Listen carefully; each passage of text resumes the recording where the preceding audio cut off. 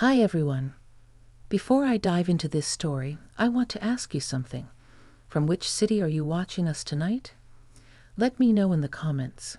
I love seeing where you all are tuning in from. It really makes this little space feel like a family.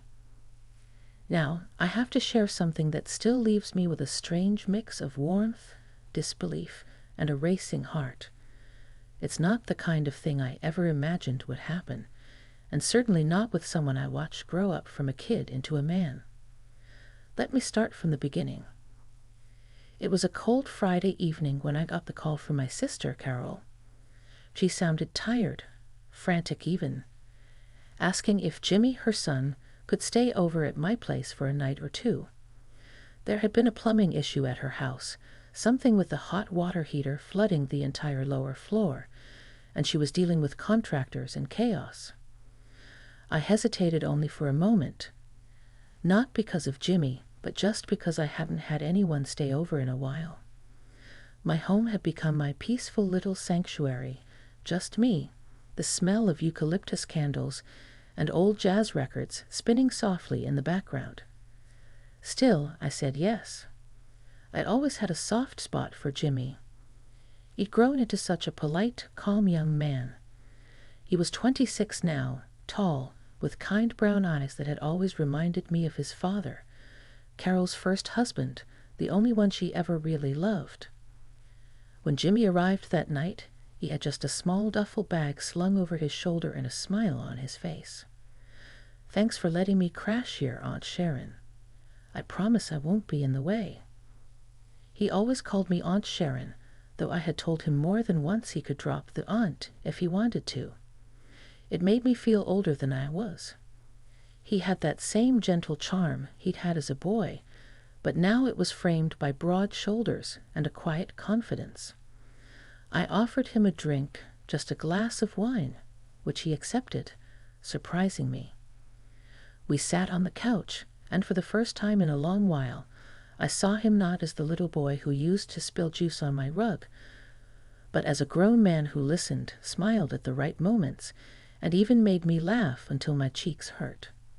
I felt comfortable, warm, maybe a little too warm. He was tired, and I offered him the couch in the living room. I gave him fresh sheets and a blanket, and he smiled at me with gratitude. "You're the best, you know that?" I laughed and waved him off. "I'm just the only one in the family who answers her phone." He chuckled. "No, really. You've always been different. In a good way. That stuck with me longer than it should have." Later that night, I slipped into my own room. The lights were low, my silk robe fell loosely around my shoulders, and I could still hear the gentle hum of the heater running in the hall. I didn't close the door completely. I never do. I live alone, and I like to let the hallway light in just a little. I got into bed and tried to sleep, but I couldn't. There was a strange energy in the house. Not bad, just different. Like something was slightly off-kilter, but not in a threatening way. My thoughts kept drifting to Jimmy, to how he had grown, to how his voice had deepened, to the way his eyes had lingered on mine a little too long when he said goodnight. I told myself I was imagining things, reading into nothing. I was nearly 60, for God's sake, and he was Carol's son, but those thoughts wouldn't leave. Sometime around 2 in the morning, I heard it, soft footsteps. Slow, careful. My heart thudded just a bit faster, and I shifted in bed. Maybe he was going to the kitchen or the bathroom. I expected the sound to fade, but instead, it stopped near my door. Then came the quiet knock, barely audible. "Sharon?" he said, his voice a hushed whisper. I froze. Something in his voice didn't sound like a request for a glass of water. It was softer than that, more hesitant, more deliberate. I sat up, my robe falling open slightly at the chest before I adjusted it. "Yes," I said, trying to sound calm. There was a pause. "Can I come in for a minute?" My heart pounded in my ears. I hesitated. Every thought in my head screamed that this was unusual, inappropriate even, and yet something deep down, something I couldn't explain, told me he wasn't here to harm or disrespect me. There was vulnerability in his voice, like he needed someone, like he needed me. "Come in," I said, softer than I intended. The door creaked open, and there he was, standing in the dim light of the hallway. He wore a loose t-shirt and flannel pants. His hair was tousled, his face unreadable. He stepped inside and closed the door behind him slowly. "I couldn't sleep," he said, looking at the floor. I didn't respond. I just watched him. "I kept thinking about something you said earlier, about feeling alone. And I guess I didn't want to be alone either. Not tonight." The way he said it, so quietly, so vulnerably, made something inside me soften. "You could have just said that, Jimmy," I replied, patting the edge of the bed. "Sit down." He did, slowly, carefully, as if not to cross any invisible line. We sat in silence for a while. The only sound was the clock ticking on the nightstand. I don't know why, but I reached out and touched his hand. It was warm, firm, and trembling just slightly. He looked up at me, those same brown eyes suddenly so close. There was nothing vulgar in his gaze, only honesty, only emotion. I looked away first. "You know, you're not that little boy anymore," I whispered. "I haven't been for a long time," he replied. The silence grew again, not uncomfortable now, but electric, charged. And in that charged silence, something shifted between us, something I wasn't ready to name. Not yet, but I felt it, and I knew he did too. He didn't try to kiss me. He didn't touch me. He just sat there, sharing space, sharing silence. And somehow that was more intimate than anything else could have been. Eventually, he stood. "I'll go back to the couch," he said, his voice barely above a whisper. "Thanks for letting me talk." I nodded. "Good night, Jimmy." He looked at me once more, like he wanted to say something else, something he couldn't quite find words for. Then he left the room. I lay back against the pillows, heart still thumping, mind racing. Something had changed tonight, and I had no idea what would happen next. The next morning, I woke up far earlier than usual. The sun hadn't fully climbed over the horizon, and my room was still cloaked in that soft gray blue that only early dawn brings. I stared at the ceiling for a long time, listening to the hush of the house, wondering if Jimmy had slept at all. I pulled on my robe and moved quietly through the hall. The living room was still, and there he was, curled up on the couch under the throw blanket I had given him, one arm tucked under his head, his chest rising and falling slowly. He looked peaceful, younger. Not the same man who had walked into my room in the middle of the night, searching for something even he couldn't name. I stood there for a while, just watching him. Part of me wanted to go back to bed and pretend none of it had happened. But another part, the louder part, needed coffee. I tiptoed into the kitchen and started the pot. The familiar aroma filled the air quickly, and it wasn't long before I heard the soft creak of the couch as he stirred awake.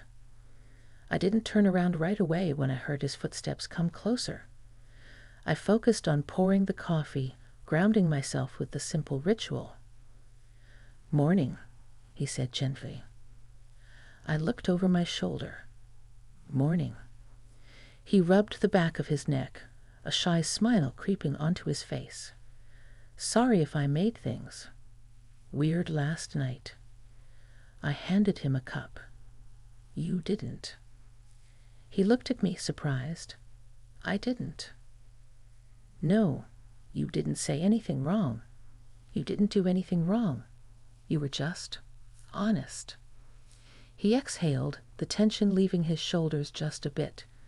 We both sipped quietly, leaning against opposite counters, the hum of the refrigerator filling the quiet space between us. It's just, he began, I've always felt like you saw me. Like really saw me. Even when I was a teenager, awkward, going through all that stuff, you were the only one who talked to me like I mattered, like I wasn't just Carol's kid. I wasn't expecting that. I lowered my cup and stared at him. I don't know why I came to your room, he continued. I just felt drawn and safe. That word, safe, sat heavily in the air between us. It was loaded. I knew it. He knew it. And yet it was the most innocent truth in the moment. I nodded slowly. You are safe here, Jimmy. Always. He looked at me for a long time, and in his eyes there was gratitude. But there was also curiosity, unspoken questions, and maybe even desire. I set my cup down and walked to the window, opening it just a crack. The fresh morning breeze rushed in, cooling the warmth that had crept up my neck. We should do something today, I said, changing the subject. Maybe go for a drive. Clear our heads. He smiled. I like that. We drove up the coast that afternoon. I let him take the wheel. I wanted to watch him, honestly. See him in motion. See the way he held the steering wheel loosely with one hand, the way he squinted slightly in the sun. We played music. Old Motown at first, then a mix of newer stuff he liked that I didn't recognize but didn't mind. And we talked. About everything. His job, which he hated. His friends, who he rarely felt fully connected to. His relationships, short, fleeting, nothing that ever felt real. And then he said something that made me turn my head. I guess I always measured every woman I dated against how you made me feel, and none of them ever came close. I looked out the window. My heart did something strange. It flipped, then swelled, then quieted again, like it wasn't sure what to do. You shouldn't do that, I said softly. I know, he replied. But I couldn't help it. We stopped at a small lookout and stood near the edge of the railing, watching the waves crash below. The wind pulled at my hair, and I closed my eyes for a moment, letting the ocean air kiss my face. When I opened them, Jimmy was looking at me. Not just looking, studying me. His expression was unreadable again, just like the night before. You're really beautiful, Sharon, he said quietly. I smiled, a little embarrassed. Don't say that. Why not? Because I hesitated. Because I'm your aunt. He stepped closer. You've never felt like an aunt to me. You've always just felt like you. There it was again. That quiet, undeniable tension that had returned and wrapped itself around us like a tide pulling in.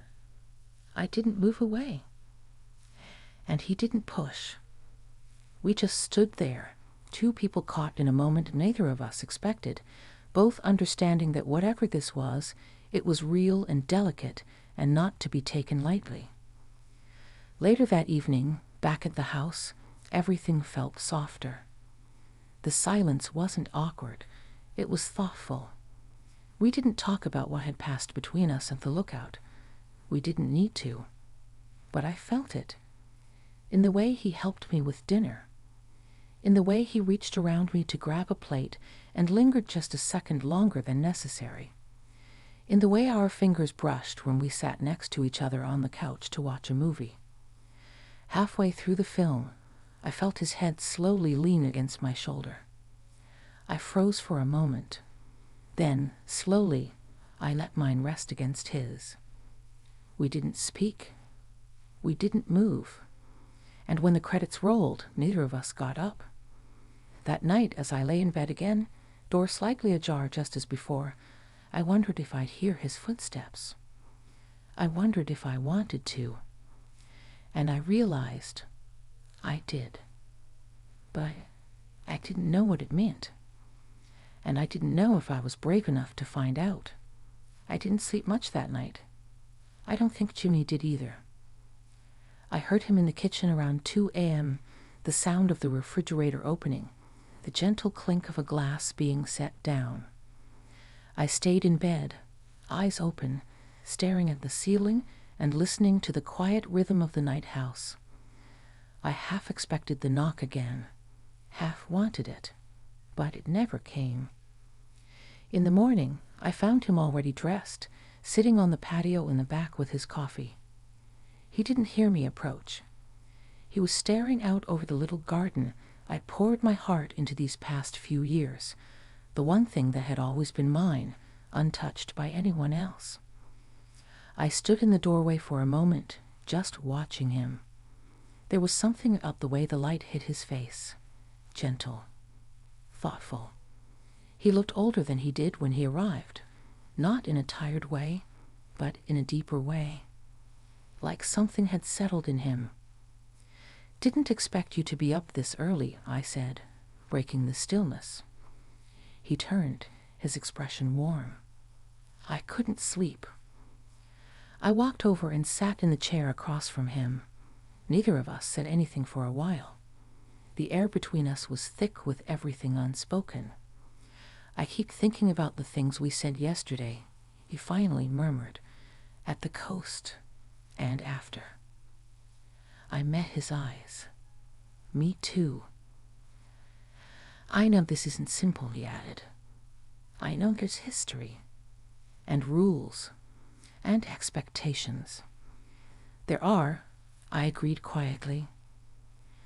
"But I also know how I feel." His voice was calm, unwavering.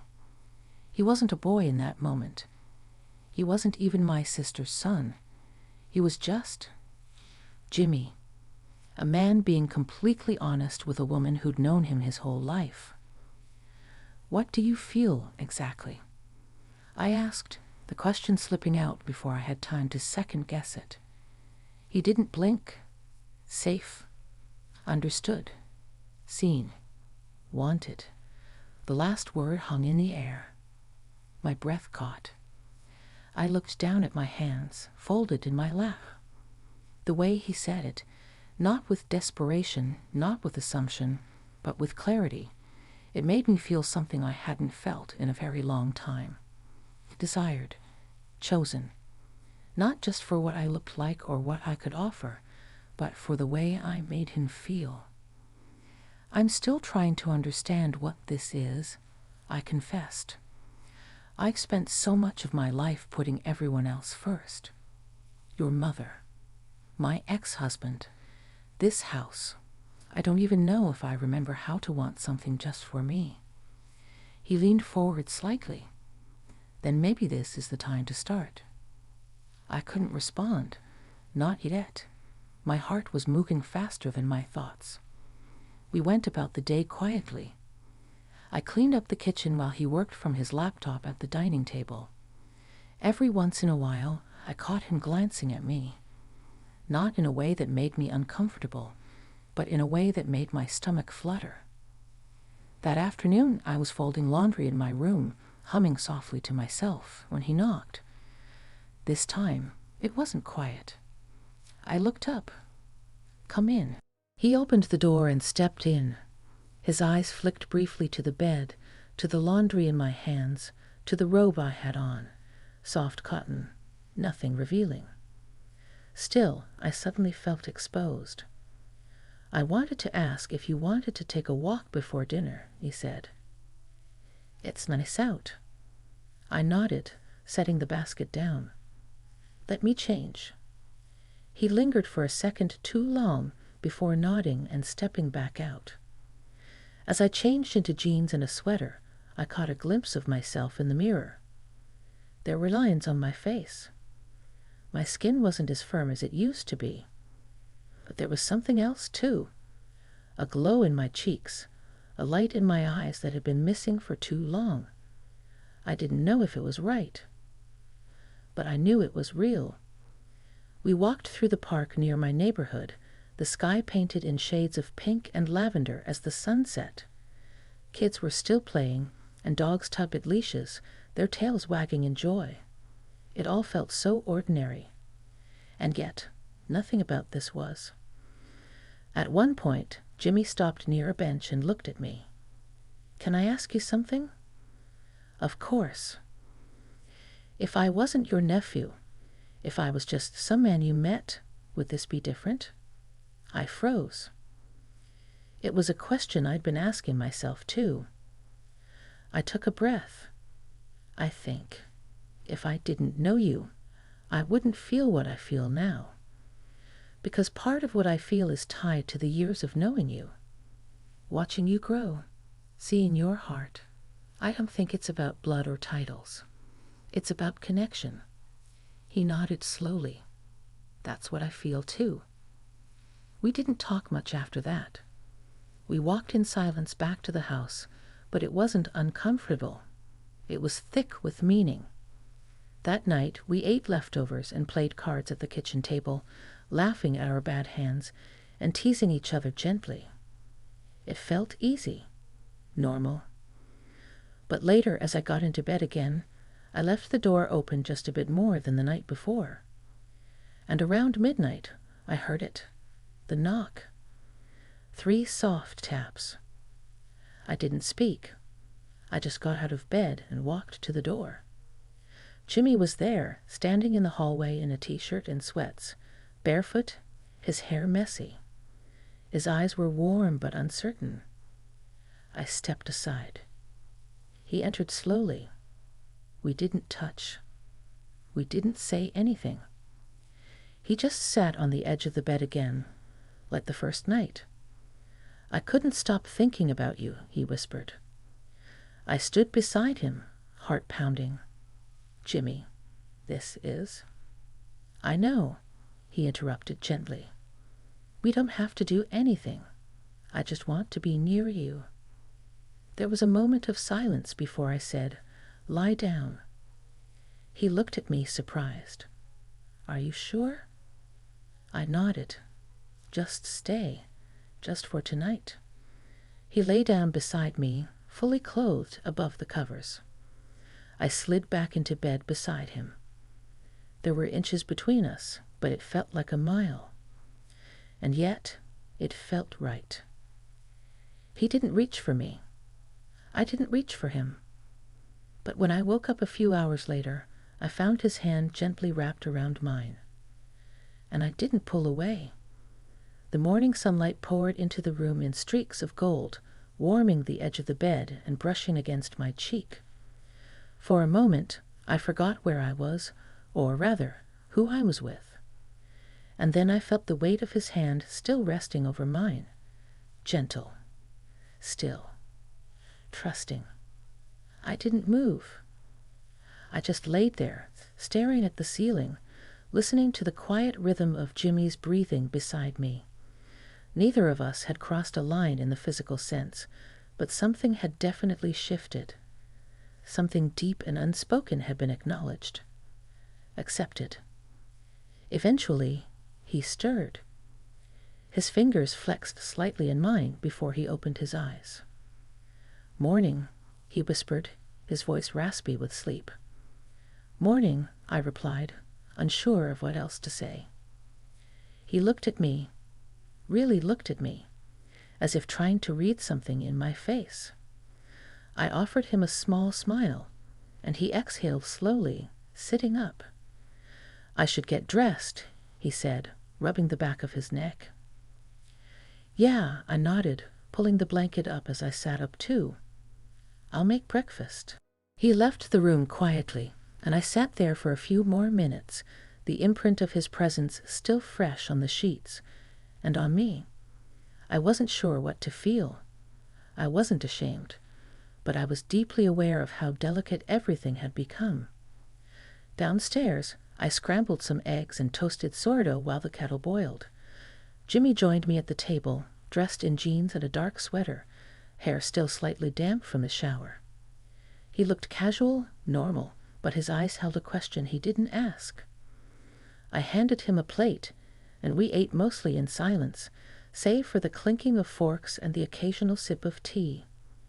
I wanted to speak, to ask where we go from here, what last night meant, but I also didn't want to break the fragile calm that had settled between us. When he finished eating, he sat back in his chair and looked at me with a strange softness. "I should probably head back to Mom's," he said. "She called earlier. The repair crew's finishing up today." I nodded slowly. "Of course." He hesitated. "But I want to talk to you before I go." My heart skipped. "All right," I said, setting my mug down. He leaned forward, forearms resting on his knees, his hands clasped tightly. "I know this wasn't planned. None of it. I know we didn't mean for whatever this is to happen. But I also know I've never felt more understood by anyone. Not like this." I swallowed hard, my throat suddenly dry. "I never saw you like that before," I said quietly.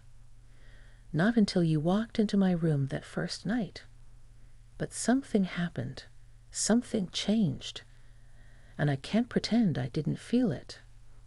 He reached out and placed his hand over mine again, just like he had in bed. And I let him. "I don't want this to be a secret," he said. "I don't want to feel like I did something wrong." "You didn't," I said, almost too quickly. "You didn't do anything wrong, Jimmy. And neither did I." He looked relieved, then unsure again. "But where do we go from here?" That was the question, wasn't it? I stood up and walked to the window, arms folded as I stared out into the small backyard. The wind rustled the leaves gently, and the sun glinted off the garden hose coiled on the side fence. "I don't know," I said honestly. "You go back to your life. I go back to mine. And we talk. Honestly. Slowly. Like adults." He came up behind me, his presence warm and steady. "Would you be okay with that? If I called you? If I visited? If we took our time?" I turned around, and his eyes searched mine. "I would," I said. "But it has to be real. It can't be just a moment we got swept up in." "It's not," he said firmly. I nodded, and I believed him. We didn't embrace. We didn't kiss. But there was something more powerful in that moment, mutual respect, mutual care, mutual awareness of what we were stepping into. Later, I watched him pack up his things. We stood at the door, and he hugged me, just tightly enough to linger. "I'll call you tomorrow," he said. I smiled. "I'll be here." And then he left. I sat on the couch for a long time after that, listening to the faint hum of the heater, the quiet settling back into the house like an old friend returning after a long trip. The silence wasn't empty this time. It was full of possibility. The next few days were strange. I missed him. Not just his presence, but the way he made the house feel different. Warmer. Fuller. I kept expecting to hear his footsteps, the sound of the fridge door opening at night, his voice murmuring something thoughtful or funny. And then, on the fourth day, my phone buzzed. "Jimmy. Still thinking about that night. About you. Can I take you to dinner soon?" I stared at the message for a long time. And then, with a smile I hadn't worn in years, I replied, "Me? Yes. Let's take our time." Sometimes the most unexpected connections come not from chasing what's right or wrong, but from listening, deeply, to what your heart needs. And I wasn't afraid to listen anymore.